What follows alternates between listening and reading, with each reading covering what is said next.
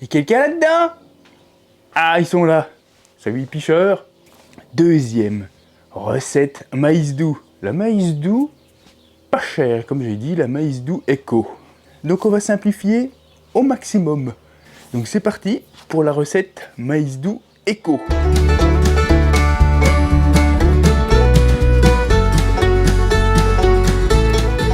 Là donc parti pour la recette maïs doux Eco.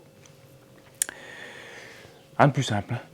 Mix de base, maïs doux. Point barre. Tu vois? Ah ouais, là, on va pas se faire chier, là, vraiment. Hein. Là, c'est vraiment de l'ultra simple. Tu vois, je vais prendre mon mix de base. Je vous rappelle, mon mix de base habituel, hein, c'est une part de farine de maïs, une part de semoule de blé et une part de pois chiche. Voilà. Maintenant, je suis à ça. Je mettais de la farine de blé, je sais avant, j'en mets plus. Je trouve que les textures changent pas trop. J'en mettais avant pour que ce soit plus ferme, mais voilà, je n'en mets plus. Voilà, c'est mes trois farines là, c'est une part de chaque. Hein, vous savez, voilà. Si vous voulez en savoir plus sur les mix de base, allez voir ma vidéo que j'ai fait spéciale là sur les mix de base. Voilà. Donc là, ce sera 1 kg de mix de base. Bah, c'est si simple. 100 g de poudre d'œuf, pour que ça tienne quand même, hein, parce que sinon ça va fondre, ça va être des bouillettes solubles. Je vous ferai une vidéo là-dessus. Et les liquides. Alors les liquides, bah, c'est 2 boîtes de maïs doux, là, comme pour les autres. À chaque fois, de toute façon, je mets 2 boîtes pour 1 kg. En fait, de toute façon, je finis avec 2 kg de billes quasiment. Hein. Donc voilà, 2 boîtes de maïs doux. Et voilà, après, c'est suivant vos moyens. Soit vous la faites comme ça, au plus bas prix qu'il puisse y avoir. Tu vois, et tu as une bouillette maïs doux quand même. Ou alors, tu t'achètes un petit arôme maïs doux, puis t'en mets 2 ml, parce que le but, c'est qu'elle reste éco, tu vois. Donc, si tu veux qu'elle sente un petit peu le popcorn maïs, là, tu vois, et ben tu prends un maïs doux, t'en mets 2 ml, hein, c'est tout, hein. Et puis, tu peux mettre un sucrant, la mélasse, c'est pas cher, hein, donc tu peux mettre quand même tes 20 ml ou 40 ml de mélasse de betterave, si tu veux. Donc, voilà. Donc, moi, je vais y mettre la mélasse quand même, et l'arôme, hein. Mais vous savez que vous n'êtes pas obligé, si vous voulez baisser le prix au maximum et avoir rien à acheter, hein, parce que le mix de base, voilà, si vous roulez, vous en avez. Et puis vous avez juste à acheter ça. Même pas besoin de tirer de l'eau au robinet. Putain. Tu mets ça là-dedans, pim bam, et ça y est, t'as une bouillette au maïs doux pour pas cher. Ça, si bien. Bah, dites-moi pas le contraire, vous aimez bien les recettes pas chères. Donc récap, pour la totalité, bah, je vais pas vous filmer à chaque fois je mets de la poudre dans un seau et tout, tu vois. Donc là, je vous ai dit, 1 kg de mix de base, 100 g de poudre d'œuf. C'est tout pour les poudres. Et pour les liquides, on peut juger ça dans le liquide parce qu'on va le mixer, il faut le mixer quand même. Hein. 2 boîtes de maïs doux, donc 300 g chacune, 600 g de maïs doux. Il y en a qui s'arrêtent là, et ceux qui veulent continuer, 2 ml d'arôme, maïs doux, et 40 ml de mélasse. Voilà, allez, c'est parti. On pétrit ça.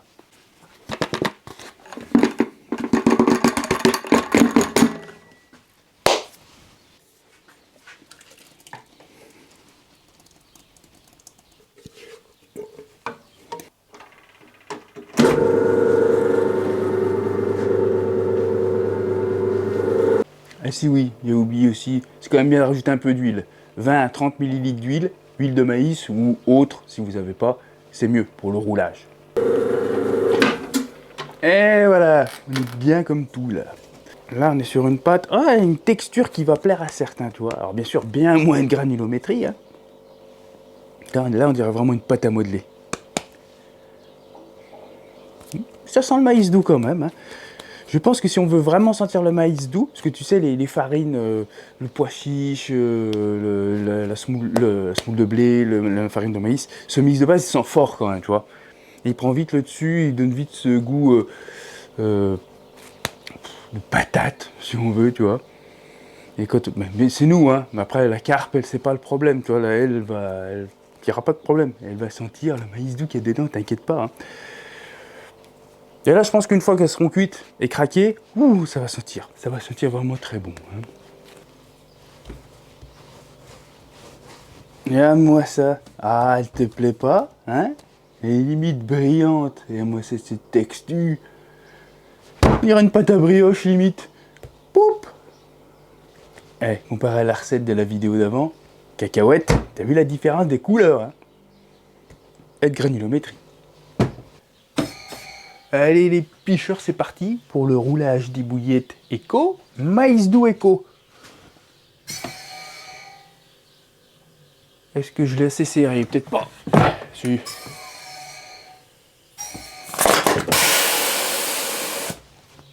Ah! Ça m'a vu, faut faire gaffe. Tu peux zigouiller quelqu'un avec ça. Non, non, mais putain, faut y faire attention quand même hein, quand tu montes le machin sous pression. Tu vois, il est pas assez. Voilà, il était pas assez serré. Il y a un tout petit passage d'air là. Donc, bien faire gaffe avec vos guns, de pas tout vous y foutre dans la gueule. Putain, on dirait un gars qui a la chiasse. Voyez vos joints. Vous voyez, pour ceux qui ont ce pistolet là, hein, il y a vos joints qui sont à l'intérieur là. Oui, je sais, j'ai des mains jaunes.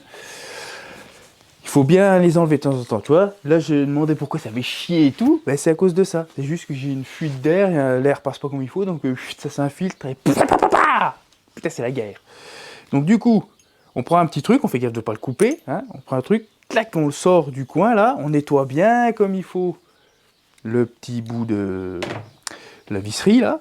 Et après, on nettoie bien son joint correctement. J'ai mis un tout petit peu de graisse. Tout petit peu, bah tu vois, d'huile de maïs, hein, on s'en fout, hein, c'est comme ça, légèrement graissé, légèrement, hein. Hop, et voilà, et on le recolle dedans, et normalement là, c'est fini. Il n'y aura plus. Des deux côtés, il y en a un. Alors, il y a un côté, il faut le nettoyer plus souvent, parce que souvent, il y a la pâte qui vient s'écraser dessus. L'autre côté, moins, hein, celui-là. Mais voilà, là, il en avait besoin, ça faisait un moment que je ne l'avais pas nettoyé. Voilà. Pas besoin de serrer comme un bœuf, hein, on serre juste normalement. Voilà. Un entretien de vos gueules, il faut quand même vous y tenir. Après, il n'y a pas grand chose, hein, mis à part les joints là, nettoyer le truc. Voilà. C'est à peu près tout. Hein. Pour ça, je ne vais pas faire une vidéo spéciale entretien. Je vous ai dit le truc principal, c'est ça, hein, c'est nettoyer les joints. Normalement. Ah, ça va tout de suite mieux. Tu entends, tu sais, tu mets tes doigts là, ça vers le truc, et tu sens s'il y a une petite fuite qui passe là, où tu entends. Allez, c'est reparti. On roule ma poule. Ah, vraiment, je vous dis, elles sont jolies. Tu vois ce que j'aime bien dans ces petites billes là, tu vois, zéro granulométrie, tu vois. Et c'est pas pour ça que ça va pas diffuser, hein. Là, j'aime bien, hein.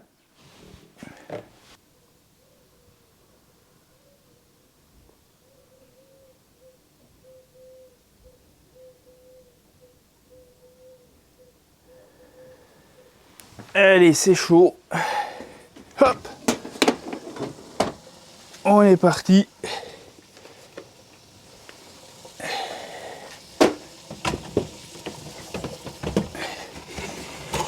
Et voilà. On l'a rechuté à 60. Donc on va mettre déjà 15 minutes. Hein, mais je pense qu'il faudra 20. Et voilà. Tout est cuit les picheurs. Impec.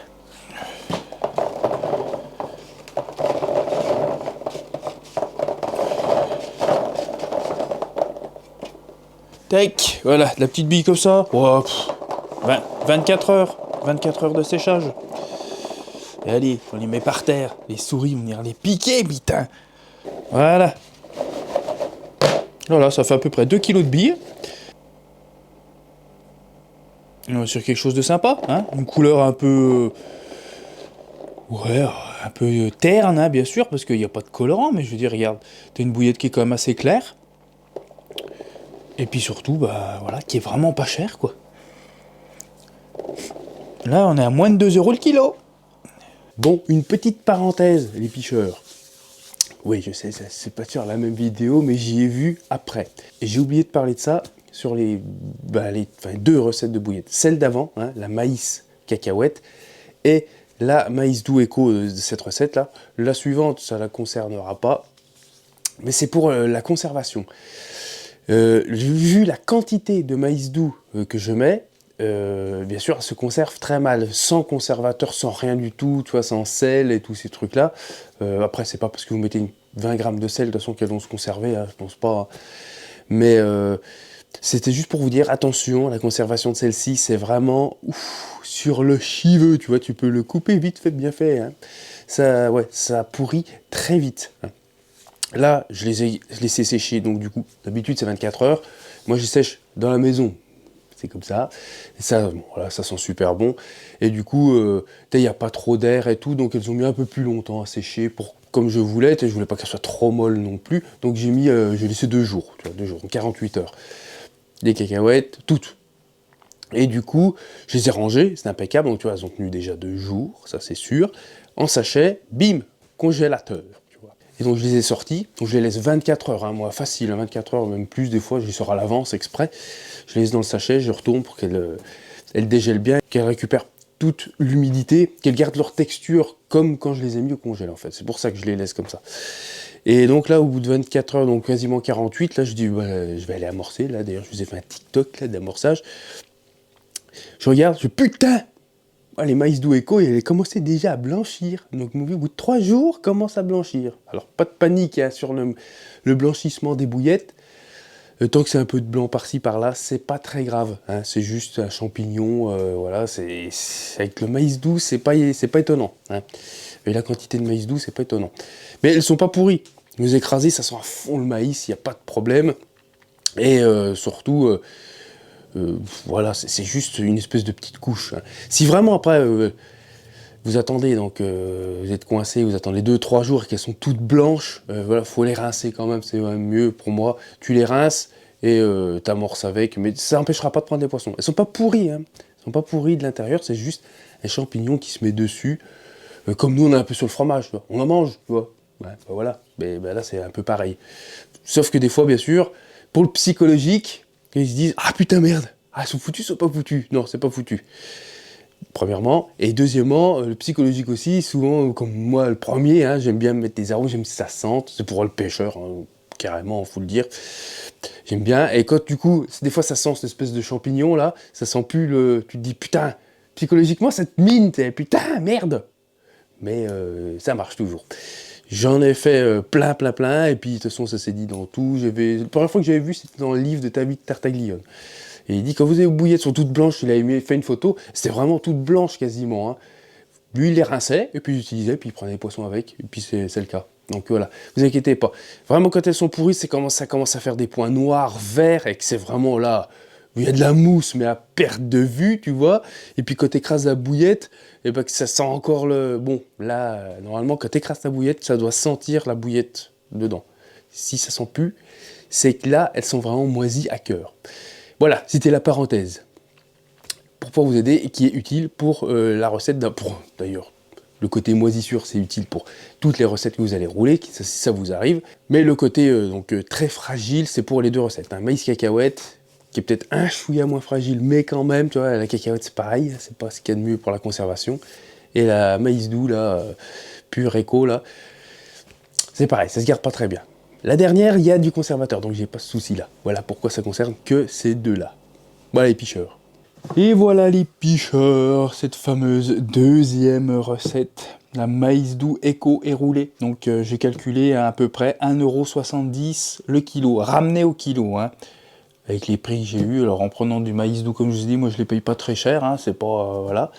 Et puis en comptant les petits arômes, tu vois, même si j'ai mis 2 ml, toi, je préférais compter quand même. Pour moi, on peut encore réduire un petit peu, donc. Hein. Mais là, on est sur une très bonne bille qui est à 1,75 € le kilo. Hein, regardez-moi ça un peu, ils sont pas jolis. Moi, je les trouve vraiment sympatoches. Tu vois, qu'un pan par terre. Celle-là, il n'y a pas de granulométrie du tout, mais ça n'empêche pas de diffuser, ne vous inquiétez pas. Hein. C'est même très très bon. Hein. Je pense que elle marcherait vraiment très bien aussi l'hiver. Hein. Donc pas plus simple, hein. Mix de base et puis du maïs doux. Hein. Voilà, celles-ci sont quand même bien rondes et tout, ça va à peu près. Hein. J'aurai une petite vidéo aussi, petite parenthèse à vous faire sur la fameuse machine. Vous voyez qu'elle n'y est plus, la machine à rouler, la machine verte, que vous avez jamais vue, que j'ai encore jamais présentée du moins. Et bien là, je l'ai passé au père d'une amie qui est très doué dans tout ce qui est un petit peu tout ce qui est motorisation, les petites choses, tout ça, l'électronique et tout. Et donc il va me la motoriser. Pour lui, c'est pas compliqué. Et puis voilà, il aime bien faire ça et tout, donc bien cool. Ça, j'aurai un moteur parce que je voulais un truc quand même assez costaud qui puisse tenir dans les années, tu vois, et que je puisse régler la vitesse, hein, parce que je veux pas un machin. La perceuse c'est très bien, hein. Il y a des perceuses aussi avec réglage de vitesse, hein, je dis pas. Je critique rien du tout, c'est juste que bon, je peux avoir un truc tout nickel où il sera fixé dessus, j'aurai plus qu'à tac, me faire un support pour pouvoir glisser mes panières de cuisson. Ça tombe dans la panière de cuisson directos, tu vois. Et j'ai pas besoin d'aller brancher, machin, puis j'ai pas assez de place, tu vois, pour me dire je vais laisser la perceuse ici, puis mettre le truc. Au moins, je peux y déplacer. Et ce sera tout pré-fixé. Donc ça va être vraiment super cool. Je vous montrerai ça. Après, ne demandez-moi pas les plans du système de fabrication pour le faire tourner. Je vous montrerai ce que c'est. Après, il y en a qui connaissent, hein, moteur de perceuse ou moteur d'essuie-glace ou ci ou ça. Enfin bref. Mais je vous le montrerai. Là, c'est en cours. Donc j'ai hâte que ça arrive. Ça va me faire gagner du temps encore, ça. Tout dans la machine. Puis si ça va bien, bah après, je vais acheter une 24 mm. Un oreiller là-bas, peut-être une 18. Donc voilà, bah on revient sur cette bouillette. Donc bah voilà, je vous ai dit moins de 2 € le kilo. Je pense qu'elle va être pas mal. On va la confronter, comme j'ai dit, aux autres. Et puis on verra bien les résultats. Donc voilà, à la prochaine vidéo les picheurs qui sera donc la maïs doux ultime. J'espère que cette vidéo vous aura plu. Bonne piche à tous. Et à plus.